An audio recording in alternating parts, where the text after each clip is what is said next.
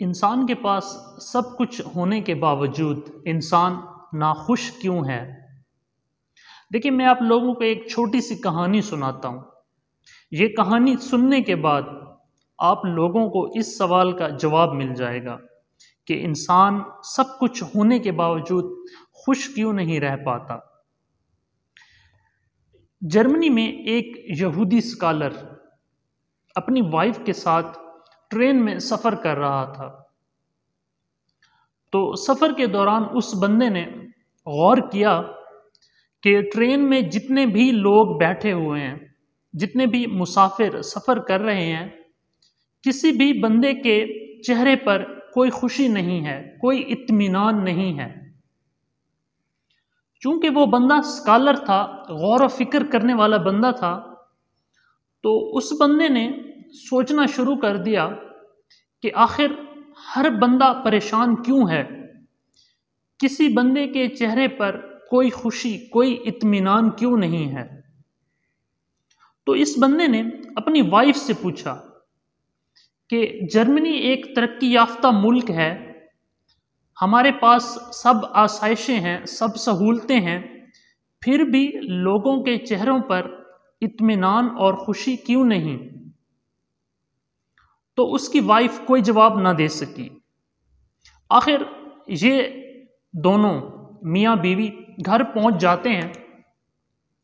ये बंदा घर पहुंच जाता है, लेकिन इसके दिमाग में वही सवाल गूंज रहा होता है कि आखिर हर इंसान नाखुश क्यों है। ये बंदा इसी सवाल को लेकर जो है ना सोच रहा होता है, लेकिन इस बंदे को अपने सवाल का जवाब नहीं मिल रहा होता। जब ये बंदा घर पहुंचता है तो ये बंदा अपने रूम में एंटर होता है, चेयर पे बैठता है, सामने इसकी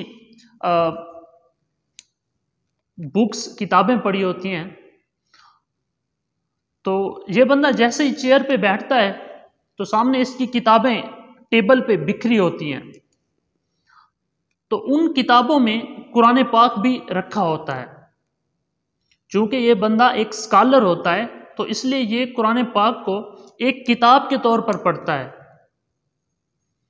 तो कुरान पाक भी दूसरी किताबों में ऐसे आम किताबों की तरह रखा होता है, पढ़ा होता है।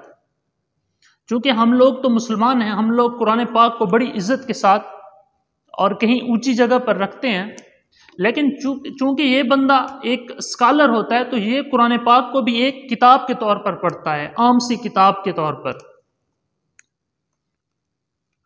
तो जैसे ये बंदा चेयर पे बैठता है और सामने इसकी किताबें पड़ी होती हैं, तो ये इत्तफाकन इसके सामने कुरान पाक रखा होता है। तो ये बंदा कुरान पाक को उठाता है और ऐसे रैंडमली, ऐसे बेतरतीबी के साथ खोलता है। तो जैसे ये बंदा कुरान पाक को बेतरतीबी के साथ खोलता है, तो अचानक इसकी नजर इस आयत पर पड़ती है, अल्हाकुमुत तकासुर हत्ता ज़ुरतुमुल मकाबिर, जिसका तर्जमा ये है कि ज्यादती की चाहत ने तुम्हें गाफिल कर दिया, यहां तक कि तुम कब्रिस्तान पहुंच गए। ये बंदा चूंकि स्कॉलर होता है, फौरन समझ जाता है और फौरन अपनी बीवी को आवाज देता है, कहता है मैंने जो सवाल ट्रेन में तुमसे पूछा था, उस सवाल का जवाब मुझे मुसलमानों की इस किताब से मिल गया है। देखें, ये बंदा चूंकि स्कॉलर होता है, फौरन समझ जाता है, इसको अपने सवाल का जवाब मिल जाता है कि हम लोग सब कुछ होने के बावजूद खुश क्यों नहीं रह पाते। हम जब पढ़ रहे होते हैं ना, तो हमें नंबरों की फिक्र होती है, फिर जब डिग्री मिल जाती है तो क्या होता है, जॉब की फिक्र होती है। जब जॉब मिल जाती है तो फिर शादी के चक्करों में हम लोग पड़ जाते हैं। जब शादी हो जाती है तो फिर बच्चों की ख्वाहिश होती है। जब बच्चे हो जाते हैं तो फिर उनके मुस्तकबिल की फिक्र होती है। फिर जब बच्चों की शादी हो जाती है तो हम लोग क्या कहते हैं, हम लोग बूढ़े हो चुके होते हैं। बिस्तर मर्ग पर पड़े होते हैं और फिर भी यही दुआ मांगते हैं कि या अल्लाह मुझे अपना पोता दिखा दे इस दुनिया में, फिर मुझे ऊपर उठा लेना। और इसी असना में हम लोग क्या करते हैं, कब्र में पहुंच जाते हैं। तो कुरान पाक क्या कह रहा है कि ज्यादती की चाहत ने तुम्हें गाफिल कर दिया, यहां तक कि तुम कब्रिस्तान पहुंच गए। यानी हम लोगों को क्या चीज नाखुश रखती है, ज्यादती की चाहत। एक चीज मिलती है, एक ख्वाहिश मिलती है ना, तो दूसरी ख्वाहिश जन्म ले लेती है। वो बंदा कहता है, वो जो स्कॉलर होता है, वो अपनी बीवी को कहता है कि मैं आज तक ये समझता रहा कि ये जो कुरान पाक है ना, ये कोई इल्हामी किताब नहीं है, बल्कि मैं ये समझता रहा कि ये मोहम्मद ने अपने हाथों से लिखी है।